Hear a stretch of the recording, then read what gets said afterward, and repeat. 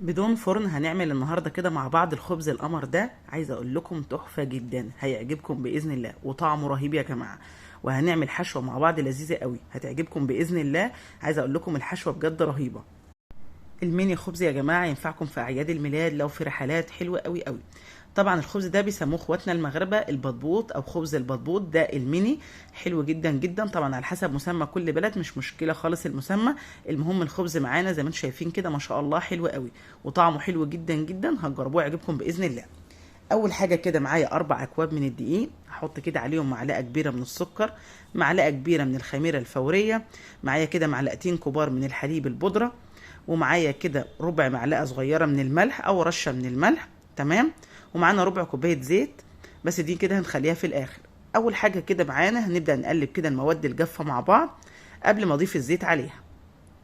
يبقى معايا كده 4 اكواب من الدقيق، الكوبايه اللي بستخدمها يا جماعه معيارها 250 مللي. دلوقتي هتضيف كده عليهم ربع كوبايه من الزيت. طبعا يا جماعه مش شرط خالص الكوبايه اللي انا مستخدماها، انا مش هقول لكم عيار الحليب قد ايه. احنا هنحط كده المواد الجافه على بعضها، وهنبدا نضيف الحليب بالتدريج على حسب العجينه ما تلم معاكي. فمش شرط خالص الكوبايه اللي انا مستخدماها. دلوقتي كده انا قلبت كده المواد الجافه وعليهم الزيت، وهبدا اضيف الحليب. كميه الحليب اللي معايا النهارده هي كوبايه ونص من الحليب. طبعا يا جماعه الدقيق بيختلف من مكان للتاني، فانا ببدا ازود كده الحليب على حسب ايه ما تلم العجينه معايا. مجرد ما تلم معايا يبقى فيها نسبه تلزيق، يبقى العجينه بتاعتنا تمام. ببدا اعجن بالشكل اللي هتشوفوه معايا ده، وبزود الحليب زي ما قلت لكم. هنبدا نعجن واوريكم شكل العجينه معانا هتكون عامله ازاي. انا هنا بزود زي ما انتم شايفين كده معايا، كل ما الاقيها محتاجه حليب بزود عادي جدا. ده كده شكل العجينه بتاعتنا، خدت معايا حوالي كوبايه ونص من الحليب الدافي. طبعا يا جماعه لازم الحليب يكون دافي عشان العجينه بتاعتنا تختمر معانا اسرع. وببدا اعجن العجينه بتاعتي مده ما تقلش عن 10 دقايق لحد ما اوصل للملمس اللي انتم شايفينه معايا ده. اخر حاجه بحطها معايا هي رشه من الزيت. ببدا كده ادي كده مسحه للعجينه بتاعتي برشه من الزيت. وبعد كده بنبدا نغطيها معانا بكيس تلاجة، وبغطيها بفوطه، مفيش اكتر من كده. وهسيب العجينه بتاعتي ترتاح. طب على ما العجينه بتاعتي ترتاح هبدا اعمل هبدا اعمل الحشوه بتاعتي. طبعا يا جماعه النهارده انا هعمل الحشوه حشوه فراخ، ممكن تعملي اي حشوه انت بتفضليها، مفيش مشكله خالص، براحتك زي ما تحبي. العجينه بتاعتنا على ما نخلص الحشوه هتكون ارتاحت معانا واختمرت. الحشوه بتاعتنا عباره عن معايا كده صدور بانيه مقطعاها مكعبات بالشكل ده. وهنبدا كده نشوف التتبيله مع بعض.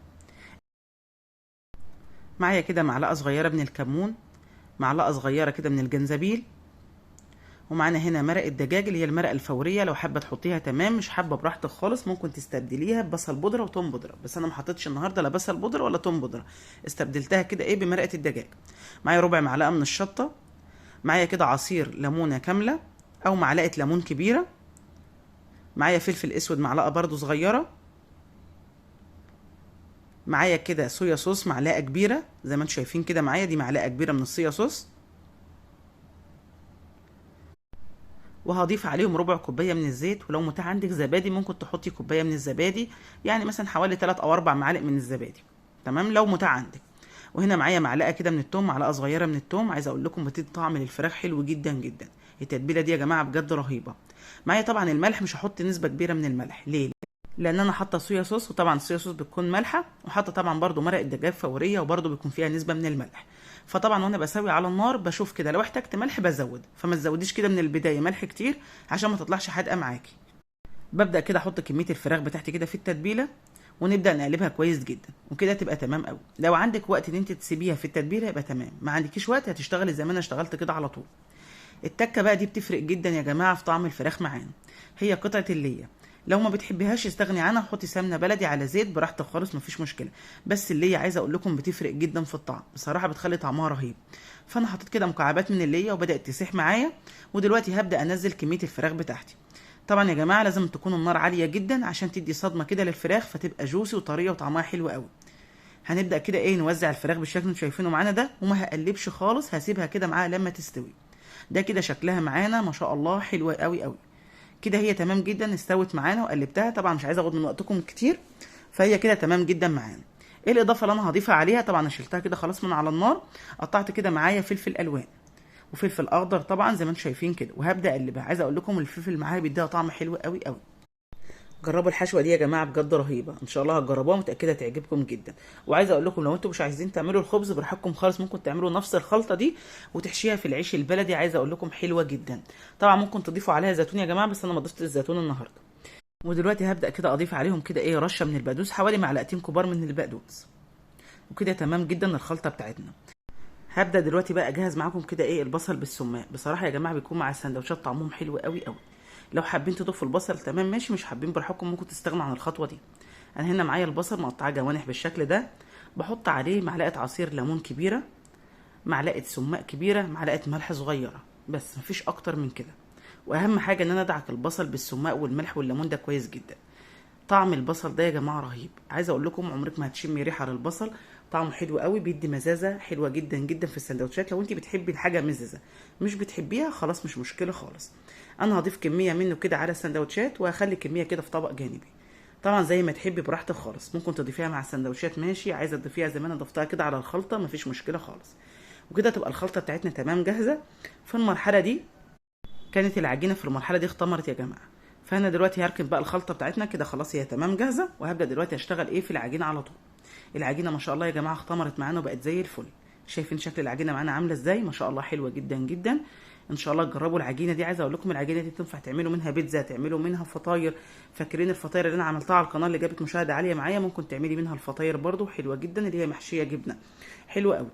تقدري تعملي منها اي حاجه انت عايزاها. ممكن طبعا تعمليها ساده، يعني مش شرط خالص انت تعملي لها حشوات، ممكن يبقى خبز ساده مفيش مشكله. بنجيب قطعه العجينه بتاعتنا بالشكل ده، وبنبدا نفردها على الرخامه. اهم حاجه بفرش كده دقيق، وابدا اقطعها على شكل دواير. الشكل ده يرجع ليكي، بس طبعا شكل الدايره بيكون حلو قوي. ممكن تقطعيها على شكل مربع مفيش مشكله خالص، يعني لو عندك قطعه مربعه ممكن تقطعيها على شكل مربع.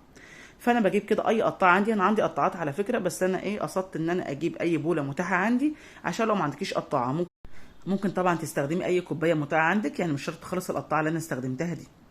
كده خلاص انا هقطع العجين كله بنفس الطريقه بالشكل اللي هتشوفوه معايا ده. وبسيب العجينه معايا ترتاح، طبعا بنغطيها يا جماعه وبنسيبها معانا لما ترتاح خالص. وبعد ما ترتاح بنبدا ايه نسويها على النار مباشره. انا هنا بحط كده ايه بس رشه ايه من الدقيق على ايه الطبق اللي انا هحطها عليه. طبعا كميه العجين اللي بتطلع عليها الزواد دي يا جماعه بنبدا نعجنها ونسيبها ترتاح، وبعد كده بنبدا نفردها ونشتغل فيها تاني مفيش مشكله خالص. اهم نقطه يا جماعه ان انتوا بعد ما تفردوا العجين وتقطعوه بالشكل ده تسيبوه يرتاح اقل حاجه 10 دقايق، وبعد كده تبداي تسويه مباشره على النار. انا بسويه في اي طاسه مفتوحه عندي، ولا بدهنها زيت ولا اي حاجه يا جماعه، زي ما انتوا شايفين كده على النار مباشره. وما بياخدش معانا وقت خالص في التسويه. عايزه اقول لكم ان انا ما استنيتش 10 دقايق، لان الاولاد كانوا مستعجلين، يعني انا كنت مستعجله على السندوتشات، فعملتها بعد 5 دقايق بالظبط. ومع ذلك طلعت معانا حلوه جدا جدا وطريه وحلوه قوي. اهم حاجه ان انت بعد ما تسويها هتعملي ايه تغطيها بفوطه عشان تفضل طريه معاكي على ما تخلصي الكميه كلها. ده كده شكل الخبز زي ما انتم شايفين كده، ما شاء الله بياخد معانا لون حلو قوي. والكميه زي ما قلت لكم ما بتاخدش وقت خالص، يعني مثلا الكميه دي استوت كده معايا، كانت العجينه ارتاحت، ببدا افردها وابدا ايه اقطعها وابدا اسوي على طول. هخلص الكميه طبعا كلها بنفس الطريقه عشان بس ايه مش عايزه اطول عليكم. وزي ما قلت لكم اهم نقطه ان انت بعد ما تخلصي كده الخبز لازم تغطيه بفوطه عشان يفضل طري معاكي، بس مش اكتر من كده. هنطلعه كله كده زي ما انتم شايفين، وهبدا طبعا اغطيه بفوطه واخلص الكميه كلها بنفس الطريقه. ودلوقتي طبعا ايه هنحشيه مع بعض، واوريكم بقى نحشيه مع بعض ازاي. طبعا بستنى الخبز يبرد معايا، وبعد ما يبرد ببدا اشتغل فيه على طول. ده كده شكل الخبز معايا كده بقى السكينه هبدا افتحه بالشكل ده تمام، وهنبدا نحشيه. طريقه سهله جدا جدا. وعايزه اقول لكم السندوتشات دي هتعجب الاولاد، وتنفع زي ما قلت لكم بقى لو عندك عيد ميلاد، لو عندك بقى مناسبه رايحه رحله، حلوه قوي. وطريقتها سهله جدا. وممكن لو انت مش عايزه تعملي العيش براحتك خالص، ممكن تجيبي كايزر وتحطيه فيه، او تجيبي عيش فينو زي ما انت عايزه، او حتى الخبز البلدي. عايزه اقول لكم ان في الخبز البلدي الخلطه دي بتكون رهيبه فيها. كده خلاص انا هفتحه كله بنفس الطريقه دي. هنبدا بقى دلوقتي ايه نحشيه مع بعض. طبعا الخلطه بتاعتنا جاهزه، بنبدا نحشي على طول ايه زي ما انتم شايفين كده معانا. تملي بقى كده السندوتش معاكي، شايفين بقى الشكل معانا ما شاء الله، والطعم بقى رهيب. باذن الله هتجربوا الفراخ بالطريقه دي وهتجربوا العيش، انا متاكده ان هيعجبكم جدا باذن الله. عايزه اقول لكم ان الكميه اللي عملتها كده النهارده من العيش عملت معايا 30 رغيف من الحجم ده. شايفين ما شاء الله الكميه حلوه قوي، باربع اكواب من الدقيق. هكمل طبعا حشو الارغفه كلها بنفس الطريقه. وده كده الشكل النهائي معايا، شايفين الكميه ما شاء الله. بكده فيديو النهارده يكون خلص معانا. اتمنى طبعا يكون عجبكم، يا ريت لو عجبكم لايك وشير لمطبخ دعاء سليم عشان القناه تكبر بيكم وليكم. واشوفكم على خير ان شاء الله في وصفه جديده، ومع الف سلامه.